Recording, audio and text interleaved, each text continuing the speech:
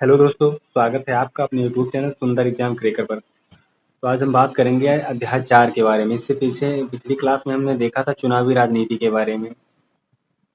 इस क्लास में हम देखेंगे संस्थाओं का कामकाज, संस्थाएं कितने प्रकार की होती हैं और संस्थाएं काम क्या करती हैं। ठीक है, तो इन सारी चीज़ों पे हम बात करेंगे और इसमें हमने सारे पॉइंट जो मोस्ट इम्पोर्टेंट पॉइंट है उनको हमने हाईलाइट कर रखा है।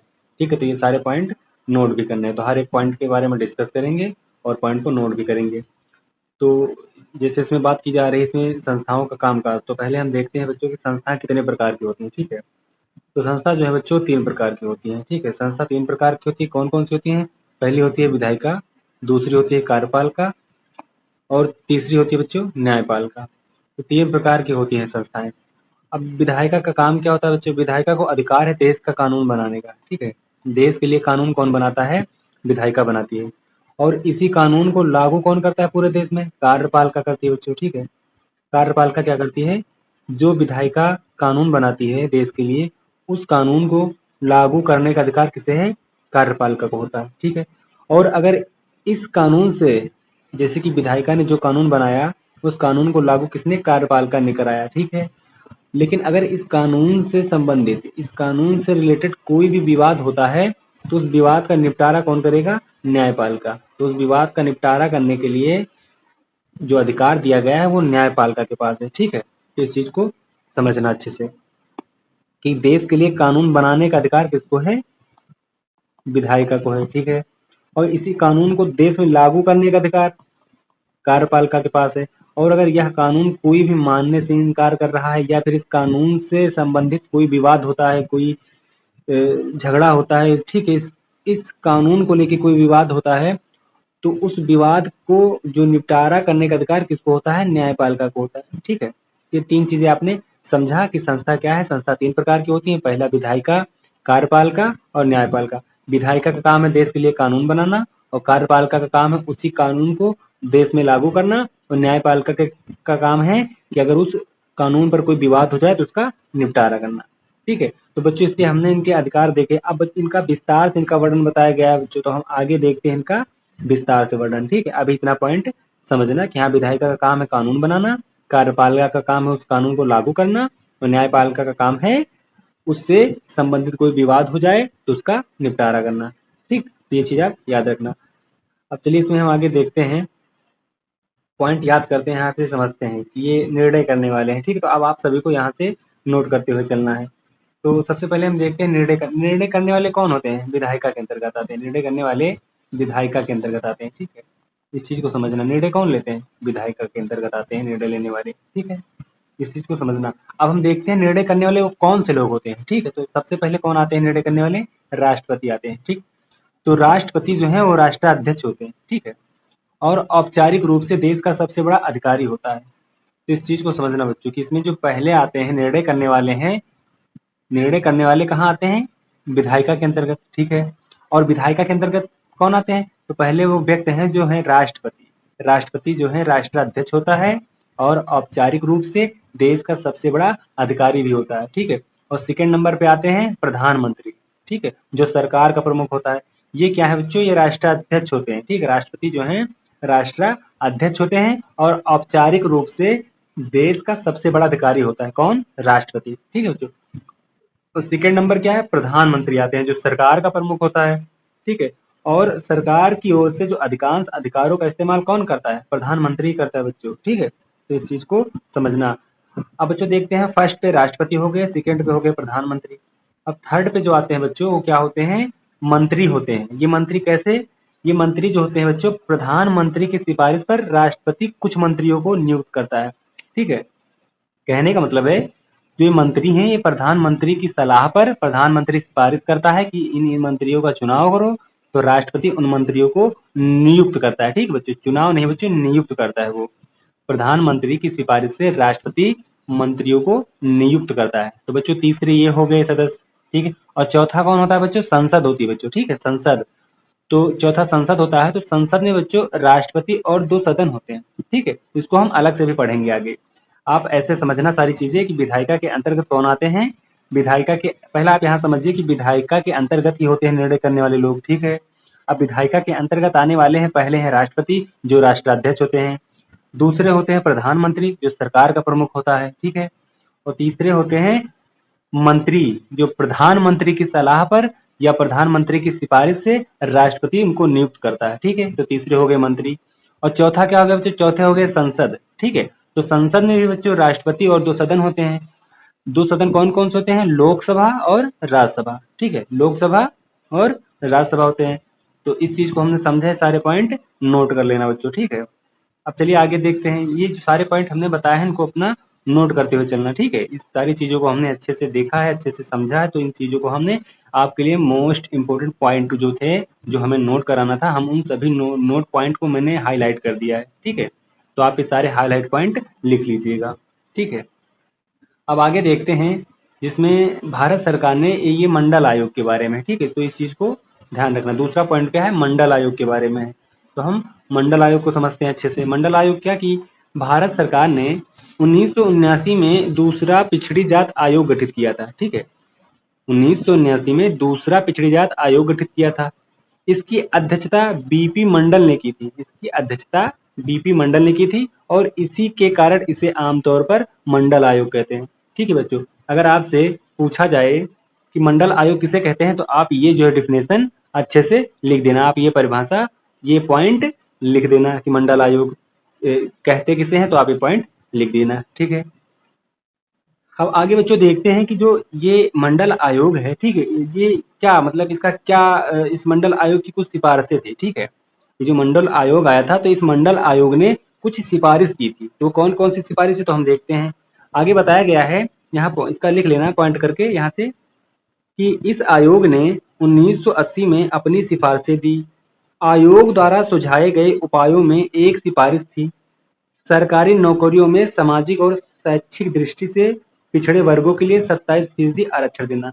तो बच्चों इस मंडल आयोग की 3 सिफारिशें थी, क्या थी, पहली थी ये, पहली क्या थी बच्चों, हम आपको हाईलाइट करते हुए चलते हैं, ठीक है। पहली क्या थी, 1 सेकंड बच्चों, हाँ, पहली यहाँ क्या थी, सरकारी नौकरियों में, पहली क्या बताया, सरकारी नौकरियों में। तो दूसरा क्या, सामाजिक और शैक्षिक दृष्टि से पिछड़े वर्गों के लिए, ठीक, और 27% आरक्षण देना, ठीक है। इन चीजों के लिए बच्चों 27% आरक्षण देना था, ठीक है।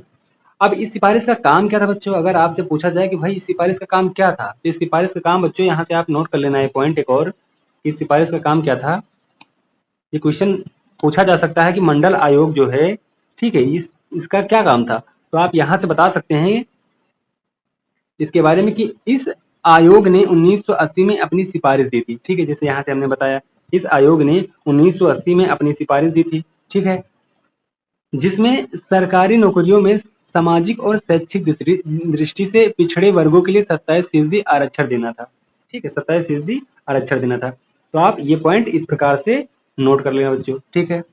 तो आप समझ गए होंगे इसकी जो सिफारिश, मंडल आयोग के बारे में अगर आपसे कोई पूछे तो आप ये परिभाषा बता सकते हैं, आप ये पॉइंट बता सकते हैं। फिर इस मंडल आयोग की जो सिफारिशें थी वो क्या थी, आप यहाँ से पॉइंट लिख के बता सकते हैं कि पहली, सरकारी नौकरियों में सामाजिक और शैक्षिक दृष्टि से पिछड़े वर्गों के लिए 27% आरक्षण देना, ठीक है, ये चीजें थी। अब फिर आगे देखते हैं कि इस रिपोर्ट और उसकी सिफारिशों पर संसद में चर्चा हुई थी, ठीक है, इस पे संसद में चर्चा हुई थी, फिर बाद में इसको अपना लिया गया था बच्चों, ठीक है, बाद में इसको अपना लिया गया था। तो ये चीज भी याद रखना कि इसको बाद में क्या हुआ, अपना लिया गया था, ठीक है, अपना लिया गया था, ठीक है, इस चीज को आपने समझा। फिर अब आगे देखते हैं बच्चों, ये पॉइंट आपने याद कर लिया होगा, ठीक है, मंडल आयोग जो पॉइंट था इस चीज को याद कर लिया होगा, और इसके 2-3 पॉइंट हमने यहाँ बता दिए कि मंडल आयोग जो है, इसकी मंडल आयोग किसे कहते हैं और इसकी सिफारिशें क्या थी, ठीक है बच्चा। तो यही सारी चीजें आपके एग्जाम में पूछी जाएंगी। तो अब चलिए आगे देखते हैं, हम आगे का जो पॉइंट है हम उसको नोट करते हैं अच्छे से, ठीक है। जितनी यहाँ जैसे आप बताया गया है राजनीतिक संस्थाओं की आवश्यकता, ठीक, यहाँ बताया गया है राजनीतिक संस्थाओं की आवश्यकता। तो राजनीतिक संस्थाओं के बारे में जैसे अभी हमने जाना था कि राजनीतिक संस्थाएं जो है बच्चों वो कितने प्रकार की होती, हमने देखा था कि वो राजनीतिक संस्था जो थी वो 3 प्रकार की थी। वो कौन कौन सी थी, विधायिका थी, कार्यपालिका थी और न्यायपालिका थी। तो इन सारी चीजों को हमने समझा था। तो अब यहाँ पे वही चीज बताया गया है, यहाँ पे वही पॉइंट हमें नोट करना है कि हमें जरूरत क्यों है संस्थाओं की, ठीक है, हमें आवश्यकता क्यों है इन संस्था की। तो हम सबसे पहले इसमें पॉइंट देखेंगे कि हमें इसकी आवश्यकता क्यों है। हमें आवश्यकता इसकी इसलिए है कि प्रधानमंत्री और कैबिनेट ऐसी संस्थाएं हैं जो सभी महत्वपूर्ण नीतिगत फैसले करती है। ठीक है बच्चों, ये क्या है, ये विधायिका, प्रधानमंत्री किसके अंतर्गत आते हैं, विधायिका के अंतर्गत आते हैं, अभी हमने बताया था आपको। ठीक है, अभी इससे पहले पॉइंट हमने नोट कराया ना, फर्स्ट पे कौन आया था, राष्ट्रपति, सेकंड पे प्रधानमंत्री, थर्ड पे कुछ मंत्री और फोर्थ पे संसद। ठीक है, ये सारी चीजें हमने बताई थी आपको भी। तो प्रधानमंत्री जो हैं वो किस में आते हैं, प्रधानमंत्री और कैबिनेट ऐसी संस्थाएं हैं जो सभी महत्वपूर्ण नीतिगत फैसले करते हैं। ठीक, तो ये किसके अंतर्गत है, विधायिका के अंतर्गत। तो हमें इसलिए इसकी आवश्यकता है क्योंकि प्रधानमंत्री जो पद है ये ऐसी संस्थाएं है बच्चा कि ये बहुत ही महत्वपूर्ण और नीतिगत फैसले करते हैं। ठीक है, इसलिए हमें प्रधानमंत्री यानी कि विधायिका की आवश्यकता है। विधायिका क्या है, विधायिका बच्चों राजनीतिक संस्थाओं की, राजनीतिक संस्थाओं में से एक है विधायिका। ठीक है, एक है विधायिका बच्चा। ठीक है, एक है विधायिका। ठीक, अब आगे देखते हैं इसमें दूसरा क्या है, मंत्रियों द्वारा किए गए फैसले को लागू करने के उपायों के लिए एक निकाय के रूप में नौकरशाह जिम्मेदार होते हैं बच्चों। ठीक, अब ये क्या है बच्चों, ये कार्यपालिका है। ठीक है, ये कार्यपालिका है। ठीक है, ये कार्यपालिका। अब बच्चों आप समझ रहे होंगे ये सारी पॉइंट, पहला पॉइंट विधायिका के लिए है, दूसरा पॉइंट कार्यपालिका के लिए है, और ये जो नौकरशाह जो जिम्मेदार होते हैं दूसरे पॉइंट में बच्चों, नौकरशाह क्या कार्यपालिका के अंदर आते हैं। नौकरशाह कौन लोग होते हैं बच्चों, जो सिविल सेवक होते हैं, जो यूपीएससी करते हैं। ठीक है, आईएएस वगैरह जो होते हैं, ठीक, वो क्या होते हैं, नौकरशाह होते हैं बच्चों। ठीक है, तो ये लोग क्या है, ये देश में कानून को लागू करवाते हैं। ठीक, और तीसरा क्या बच्चों, ये न्यायालय का पॉइंट है, न्यायालय का अधिकार है। ठीक है, न्यायालय। ठीक है बच्चों, ये क्या है, न्यायालय का है। ठीक है, ये न्यायालय का क्या है बच्चों की, सर्वोच्च न्यायालय वह संस्था है जहां नागरिक और सरकार के बीच विवाद अंततः सुलझाए जाते हैं। ठीक बच्चों, जैसा कि हमने पीछे भी पॉइंट जो बताया था हमने कि विधायिका का क्या कार्य है, हमने बताया था विधायिका का क्या कार्य है, देश के लिए कानून बनाना। तो देश के लिए कानून कौन बनाते हैं, निर्णय करने वाले लोग बनाते हैं, विधायिका के अंतर्गत जो आते हैं वो बनाते हैं। तो विधायिका के अंतर्गत प्रधानमंत्री भी आते हैं, कैबिनेट कैबिनेट संस्थाएं जो ये सारी चीजें इसमें आती है, देखो नीतिगत फैसले करती हैं। ठीक, ये विधायिका के अंतर्गत आ गई। इसी इसी कानून को यहाँ पे क्या बताया, लागू करने के उपायों के लिए। ठीक, यहाँ लागू करने की बात की गई है, तो ये क्या है, कार्यपालिका है। ठीक, तो हमें इसलिए बच्चों राजनीतिक संस्था की आवश्यकता है। ठीक है, हमें इसलिए राजनीतिक संस्था की आवश्यकता है। अगर आपके एग्जाम में ये पॉइंट आ जाए कि राजनैतिक संस्थाओं की आवश्यकता क्यों है, ठीक, मतलब क्यों हो सकता है भाई इसकी, तो आप ये 3 पॉइंट लिख देंगे। ठीक, ये 3 पॉइंट लिख के आप समझा सकते हैं कि हमें राजनीतिक जो संस्था है इसकी आवश्यकता क्यों है। तो पहला पॉइंट क्या है, पहला पॉइंट यहाँ पे ये है कि प्रधानमंत्री और कैबिनेट ऐसी संस्था है जो सभी महत्वपूर्ण नीतिगत फैसले करती है। ठीक है, दूसरा पॉइंट आप बताओगे कि मंत्री द्वारा किए गए फैसले को लागू करने के उपायों के लिए एक निकाय के रूप में नौकरशाह जिम्मेदार होते हैं। ठीक है, तीसरा पॉइंट बताओगे कि सर्वोच्च न्यायालय वह संस्था है जहां नागरिक और सरकार के बीच विवाद अंततः सुलझाए जाते हैं बच्चों। ठीक है, तो ये क्या है बच्चों, ये विधायिका का पॉइंट है। ठीक है, ये विधायिका का पॉइंट है, ये चीज ध्यान रखना, ये विधायिका का पॉइंट है। और ये बच्चों ये कार्यपालिका का पॉइंट है। ठीक है, कार्यपालिका का पॉइंट है। ठीक, और ये न्यायपालिका का पॉइंट है। ठीक है, न्यायपालिका। ठीक है, न्यायपालिका का पॉइंट है। अब आप समझ रहे होंगे बच्चों कि राजनीतिक संस्था के बारे में बात की गई है कि राजनीतिक संस्था की आवश्यकता क्यों है। तो राजनीतिक संस्था हमने बताया था 3 होता है, विधायिका मैंने यहाँ लिखा दिया। ठीक है, कार्यपालिका, ठीक है, और न्यायपालिका। तो यहाँ पे इन्हीं तीनों के पॉइंट दिए गए हैं। ठीक, ये पहला जो पॉइंट दिया गया है ये क्या है, विधायिका से संबंधित है, और दूसरा पॉइंट जो दिया गया है कार्यपालिका से संबंधित है, और तीसरा पॉइंट न्यायपालिका से संबंधित है। ठीक है बच्चों, ये चीज आपने नोट कर लिया होगा। अब हम चलो देखते हैं अगला पॉइंट बच्चों क्या है, संसद के बारे में पढ़ते हैं। ठीक है, संसद किसे कहते हैं। ठीक है, तो हम पहले संसद के बारे में पढ़ते हैं कि हमें संसद क्यों सकता है और संसद किसे कहते हैं। ठीक है, तो ये सारी चीजें हम समझते हैं। तो पहले देख रहे हैं यहाँ पे बच्चों कि भारत में निर्वाचित प्रतिनिधियों की राष्ट्रीय सभा को संसद कहा जाता है। ठीक है, तो हम पहला पॉइंट ये लिखेंगे कि संसद किसे कहते हैं। तो संसद के बारे में हम ये लिखेंगे। ठीक है, कि भारत में निर्वाचित प्रतिनिधियों की राष्ट्रीय सभा को संसद कहा जाता है। ठीक है, और इसे राज्य स्तर पर विधानसभा कहते हैं बच्चों। ठीक है, इस चीज को समझना, या फिर आप इसको इस तरह से भी लिख सकते हो, अगर आपसे पूछा जाए संसद किसे कहते हैं या संसद क्या है, तो आप इस तरह भी लिख सकते हैं कि हमारे देश में संसद के 2 सदन होते हैं। ठीक है बच्चों, हमारे देश में संसद के 2 सदन होते हैं, दोनों सदनों में एक को राज्यसभा और दूसरे को लोकसभा के नाम से जाना जाता है। आप इसकी परिभाषा ऐसे भी बता सकते हैं। ठीक, तो आप ये पॉइंट भी लिख सकते हैं, या हमने जो अभी बोला बच्चों उसको भी नोट कर सकते हो। ठीक है, हम एक बार फिर से बोल दे रहे हैं बच्चों कि हमारे देश में संसद के 2 सदन होते हैं, दोनों सदनों में एक को राज्यसभा और दूसरे को लोकसभा के नाम से जाना जाता है। ठीक, और या फिर आप ये भी पॉइंट लिख सकते हैं बच्चों। ठीक है, जो आपको सरल लगे बच्चों वो पॉइंट नोट कर लेना। ठीक है, अब देखते हैं बच्चों कि हमें अभी तो ये चीज क्या होगी, संसद किसे कहते हैं उसकी परिभाषा होगी बच्चों। ठीक, उसके लिए हमने पॉइंट नोट करा दिया। अब देखते हैं कि हमें संसद की आवश्यकता क्यों है। ठीक है, तो इसके लिए भी हम दो चार पॉइंट लिख लेते हैं बच्चों। ठीक है, जैसे आपसे किसी ने पूछा संसद क्या है, तो आपने ये पॉइंट बता दिया, लेकिन अगर उसने कहा आखिर हमें संसद की आवश्यकता क्यों है, क्या विदाउट संसद के, बिना संसद के देश नहीं चल सकता है? देश बिना संसद के नहीं चल सकता है, कोई काम बिना संसद के नहीं होगा। तो उसके लिए हम दो चार पॉइंट भी नोट करते हैं। ठीक है, तो हम देखते हैं कि पहला पॉइंट क्या है कि किसी भी देश में कानून बनाने का सबसे बड़ा अधिकार संसद को होता है। ठीक है बच्चों, इस चीज को समझना, इसीलिए हमें क्या है, इस संसद की आवश्यकता है। ठीक है, इसीलिए हमें संसद की आवश्यकता है। किस लिए? कि देश में जो कानून बनाने का सबसे बड़ा अधिकार होता है वो संसद के पास होता है बच्चों। ठीक है, इसलिए हमें संसद की आवश्यकता है।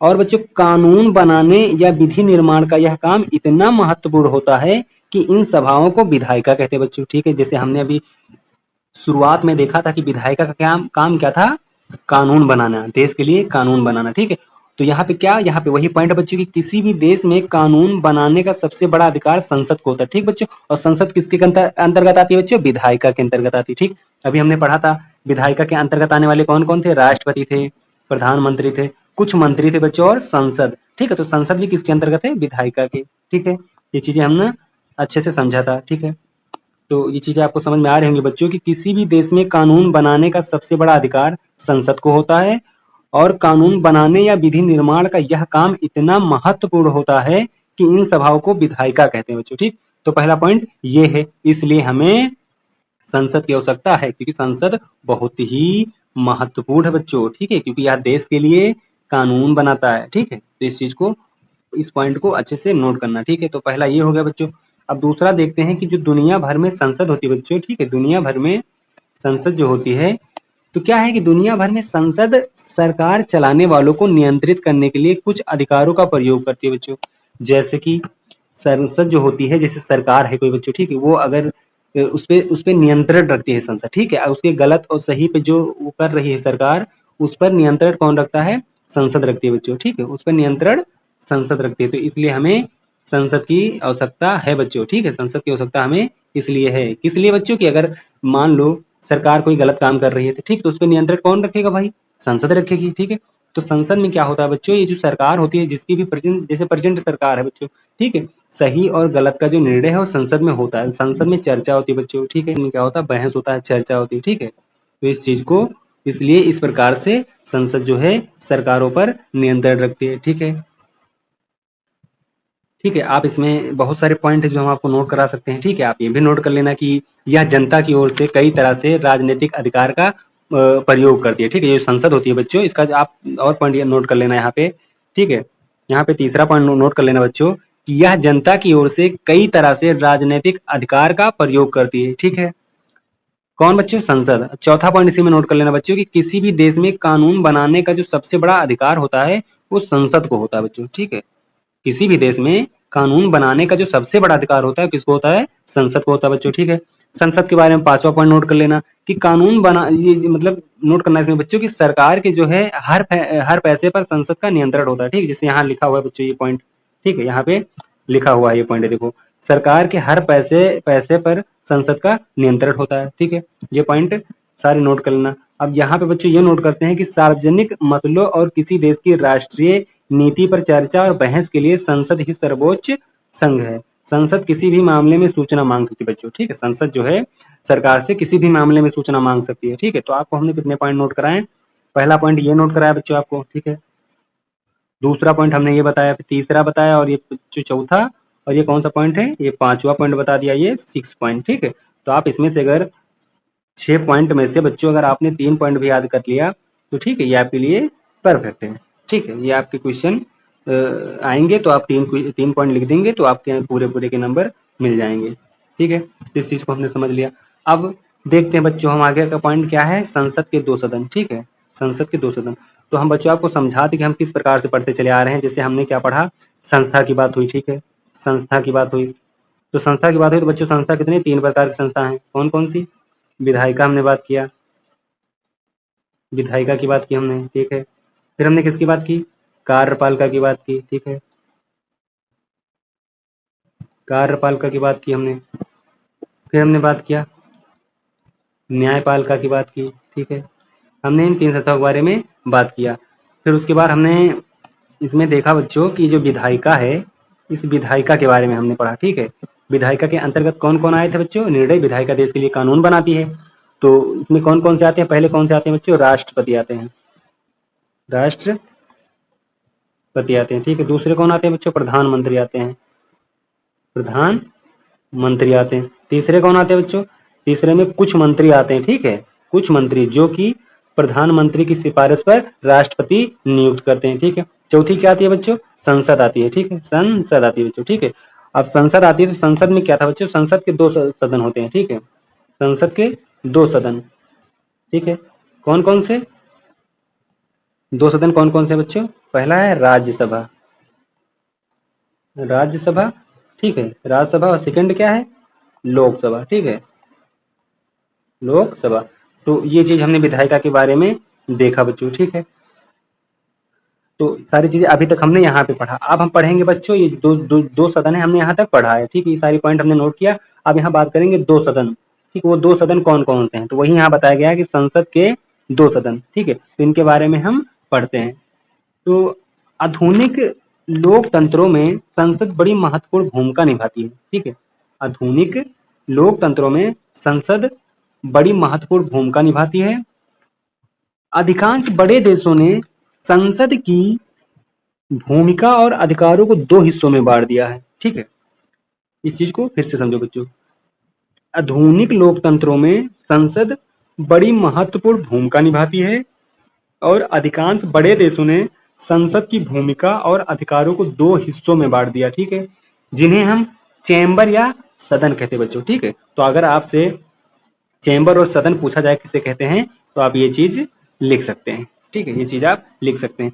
अब देखते हैं बच्चों संसद के जो 2 सदन उसके मेन पॉइंट पे आते हैं बच्चों, और यहाँ पे देखते हैं यहाँ क्या है, यहाँ पे मेन पॉइंट देखते हैं बच्चों, ठीक, कि हमारे देश में संसद के 2 सदन है बच्चों, ठीक है, हमारे देश में संसद के 2 सदन हैं। दोनों सदनों में एक को राज्यसभा काउंसिल ऑफ स्टेट्स और दूसरे को लोकसभा हाउस ऑफ पीपल्स के नाम से जाना जाता है। कहने का मतलब है बच्चों कि जो 2 सदन हैं दोनों में एक को राज्यसभा और इसे काउंसिल ऑफ स्टेट्स भी कहते हैं, ठीक है, और दूसरे को लोकसभा और हाउस ऑफ पीपल भी कहते हैं, ठीक है। तो इन नाम से इन्हें जाना जाता है। तो भारत का राष्ट्रपति संसद का हिस्सा होता है बच्चों, जैसे हमने यहाँ पे इसे माइंड मैप बनाया है, ठीक है, ये जो संसद है इस संसद का हिस्सा जो है बच्चों राष्ट्रपति भी होते हैं, ठीक है, संसद के हिस्सा जो है राष्ट्रपति भी होते हैं, ठीक है, हमने इसके बारे में पॉइंट लिखा था, ठीक है, राष्ट्रपति और प्लस 2 सदन होते हैं, ठीक है, संसद का हिस्सा राष्ट्रपति और 2 सदन होते हैं, ये चीज हमने आगे पढ़ी थी बच्चों, ठीक है, यानी कि पीछे हमने वो पॉइंट नोट किए हैं। तो भारत का राष्ट्रपति संसद का हिस्सा होता है, ठीक है बच्चों, इस चीज को नोट कर लेना अच्छे से, ठीक है, ये सारे पॉइंट यहां तक नोट कर लेना, ठीक है, ठीक है। अब इसमें देखते हैं, हालांकि वह दोनों में से किसी भी सदन का सदस्य नहीं होता है, ठीक है, इसलिए संसद के फैसले राष्ट्रपति की मंजूरी के बाद ही लागू होते हैं। यानी कि राष्ट्रपति जो होता है बच्चों, वो राष्ट्रपति जो होता है उन दोनों सदन का सदस्य नहीं होता है, यानी कि जो लोकसभा भी हमने देखा, लोकसभा और राज्यसभा, ठीक है, इसका जो है सदस्य नहीं होते हैं, सदस्य नहीं होते हैं, कौन बच्चों, ये राष्ट्रपति, ठीक है। तो इस चीज को समझ लिया होगा आपने, ठीक है, इस चीज को समझ गए होंगे। यहाँ हमने किसकी बात की, संसद की बात की। संसद के अंतर्गत जो बच्चों संसद में कौन है, राष्ट्रपति आते हैं और 2 सदन आते हैं बच्चों, ठीक है, 2 सदन आते हैं। फिर इन दोनों सदनों के बारे में जाना जिसको राज्यसभा और लोकसभा कहते हैं, ठीक है, इन दोनों सदनों के बारे में जाना। राज्यसभा को हाउस ऑफ पीपल भी कहते हैं बच्चों, ठीक है, सॉरी बच्चों, सॉरी, लोकसभा को हाउस ऑफ पीपल कहते हैं, ठीक है, लोकसभा को हाउस ऑफ पीपल कहते हैं और राज्यसभा को काउंसिल ऑफ स्टेट्स कहते हैं, ठीक है, ये चीज हमने समझा, ठीक।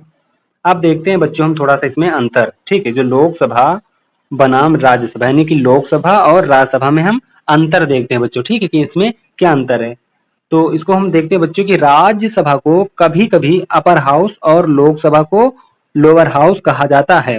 तो इसका पहला पॉइंट ये नोट कर लेना बच्चों, ठीक है, कि लोकसभा को क्या कहते हैं बच्चों, लोअर हाउस कहते हैं, और राज्यसभा को अपर हाउस कहते हैं, ठीक है। तो ये पहला पॉइंट ये हो गया बच्चों। और दूसरा पॉइंट तो हमने पीछे ही देखा बच्चों, इसमें दूसरा पॉइंट कहाँ है बच्चों, ये दूसरा पॉइंट ये है कि राज्यसभा को क्या कहते हैं, काउंसिल ऑफ स्टेट्स कहते हैं, ठीक है, और लोकसभा को क्या कहते हैं, हाउस ऑफ पीपल कहते हैं। तो दूसरा पॉइंट तो आपको यही मिल गया बच्चों, ठीक है। दूसरा पॉइंट ये भी नोट कर लेना कि राज्यसभा को काउंसिल ऑफ स्टेट्स कहते हैं और लोकसभा को हाउस ऑफ पीपल कहते हैं। तो दूसरा पॉइंट ये हो गया और पहला पॉइंट ये हो गया, ठीक है। अगर आपसे किसी ने कहा कि लोकसभा और राज्यसभा में क्या डिफरेंस है, क्या अंतर है, तो आप ये दोनों पॉइंट लिख सकते हैं, ठीक है।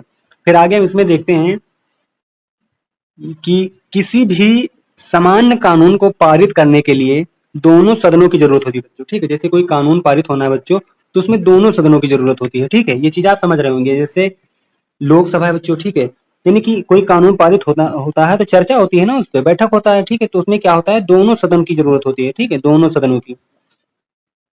तो दोनों सदनों की जरूरत होती है, लेकिन अगर दोनों सदनों के बीच कोई मतभेद हो तो अंतिम फैसला दोनों के संयुक्त अधिवेशन में किया जाता है, ठीक है।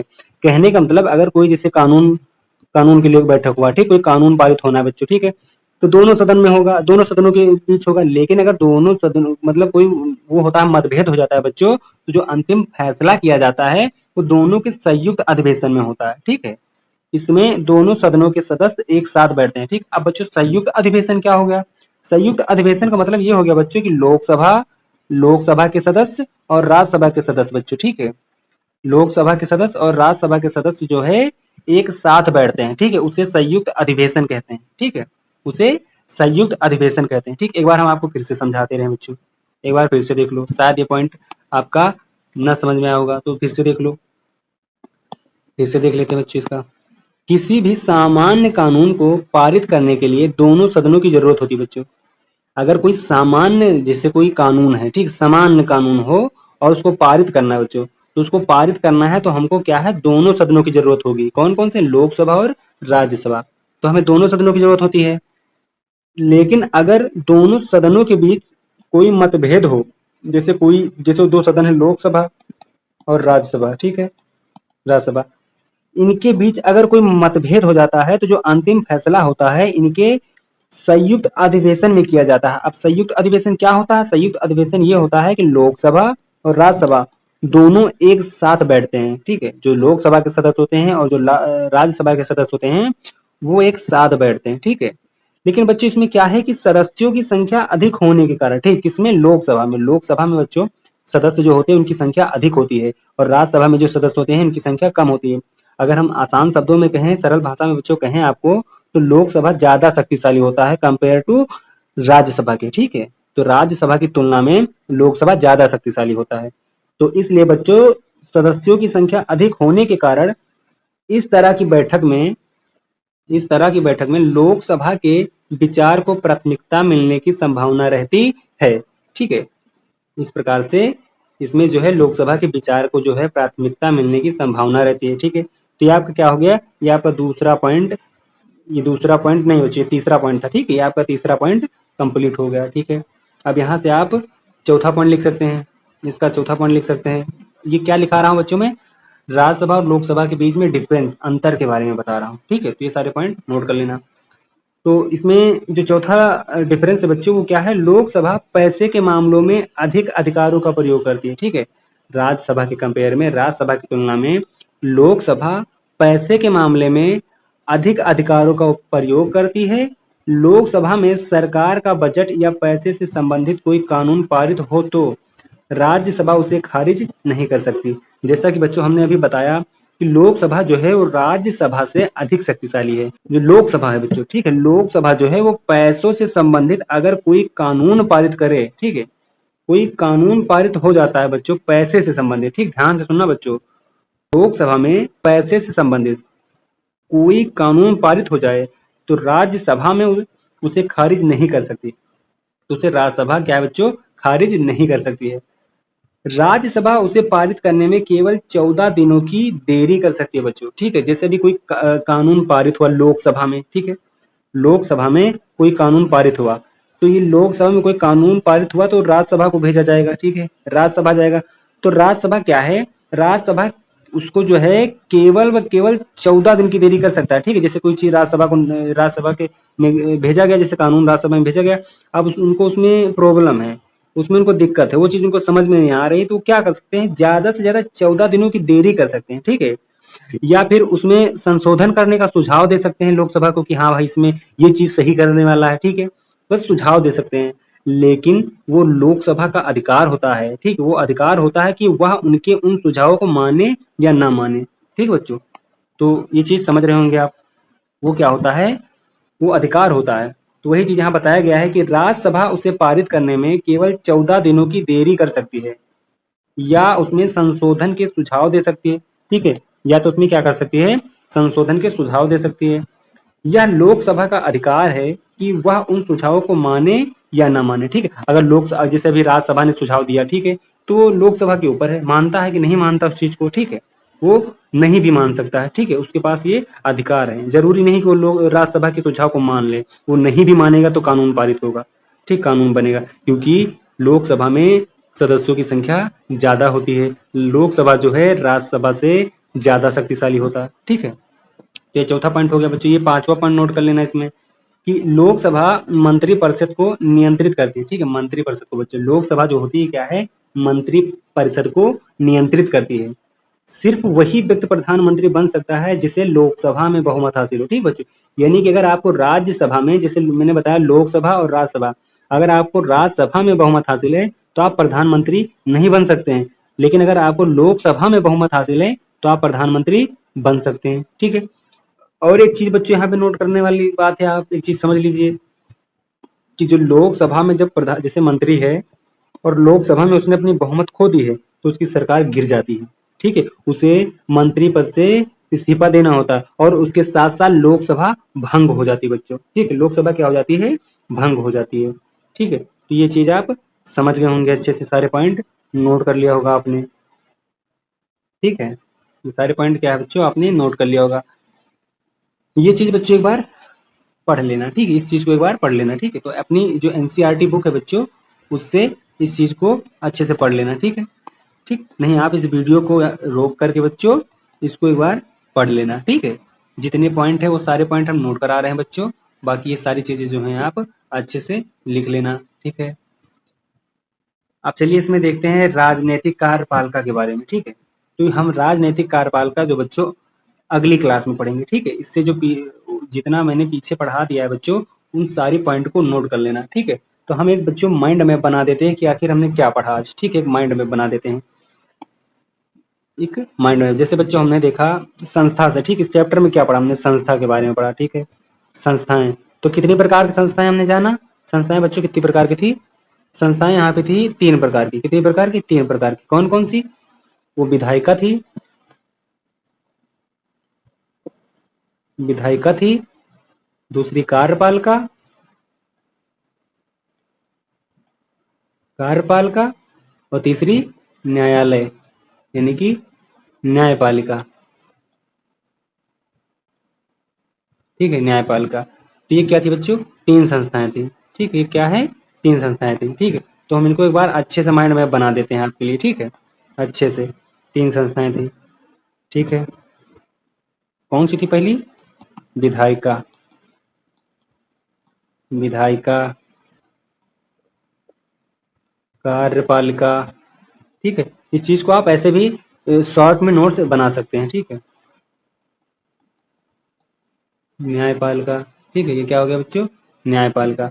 तो अब इसमें हम देखते हैं, फिर हमने पढ़ा विधायिका के बारे में। विधायिका क्या करती है, देश के लिए कानून बनाती है। विधायिका क्या करती है, देश के लिए कानून बनाती है। उसी कानून को जो कार्यपालिका बच्चों लागू करता है पूरे देश में, और इस कानून से अगर संबंधित कोई विवाद हो जाए तो उसका निपटारा न्यायपालिका करती है, ठीक। ये चीज हमने देखा। फिर हमने विधायिका के अंतर्गत देखा था बच्चों कौन सा, राष्ट्रपति आते हैं, ठीक है, राष्ट्रपति प्लस प्रधानमंत्री, ठीक। इस चीज को आप समझ जाना, प्रधानमंत्री के बाद मंत्री, ठीक, मंत्री के बाद संसद, ठीक है। तो संसद के 2 सदन थे, ठीक बच्चों। तो इस चीज को हम थोड़ा सही से देखते हैं, ठीक है। संसद के 2 सदन थे, तो यहाँ हम अच्छे से लिख देते हैं, संसद, संसद के क्या थे, 2 सदन थे। कौन कौन से, संसद के अंतर्गत बच्चों राष्ट्रपति भी आते थे, राष्ट्रपति भी आते थे, और 2 सदन भी आते थे, दो 2 सदन आते थे, ठीक है। और सदन दो कौन कौन थे बच्चों? वो थे लोकसभा। ठीक, वो क्या थे? वो लोकसभा। लोकसभा और दूसरे राज्यसभा। ठीक है, दूसरे क्या थे? राज्यसभा। तो हमने लोकसभा के बारे में जाना, राज्यसभा के बारे में भी हमने सारे पॉइंट लिखे।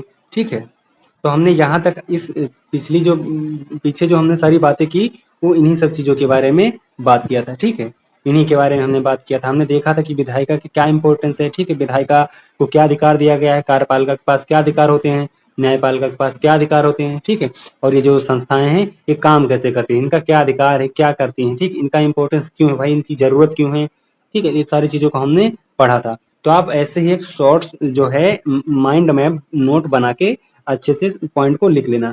ठीक है, तो आप ऐसे भी इनको अच्छे से लिख सकते हैं और अगर आप ऐसे लिखना चाहें तो पॉइंट टू पॉइंट लिख सकते हैं। ठीक है, ये सारी चीज़ें। तो बच्चों आई होप कि आज की क्लास आपके लिए बहुत बेनिफिशियल रही होगी। ठीक है, तो आशा करता हूँ बच्चों कि ये सारी चीज़ें आपको समझ में आई होंगी। और बच्चों एक रिक्वेस्ट है, अगर आपने अभी तक इस चैनल को सब्सक्राइब नहीं किया है बच्चों तो सब्सक्राइब कर लीजिए। ठीक है, और इस वीडियो को लाइक एंड शेयर जरूर करो बच्चों। ठीक है, लाइक एंड शेयर जरूर जरूर करो ताकि ऐसी ही वीडियो हम रेगुलर लाते रहें। ठीक है, तो बच्चों चलिए मिलते हैं अगली क्लास में। ठीक है, जिसमें हम देखेंगे राजनीतिक कार्यपालिका के बारे में। ठीक है, हमने आज क्या पढ़ा? विधायिका के बारे में पढ़ा, अब कार्यपालिका के बारे में पढ़ेंगे। तो कार्यपालिका के बारे में हम बच्चों अगली क्लास में पढ़ेंगे। ठीक है, सेम इसी तरह पढ़ेंगे बच्चों और ऐसे ही माइंड मैप बनाएंगे। ठीक है, तो चलिए बच्चों मिलते हैं अगली क्लास में। जय हिंद, जय भारत।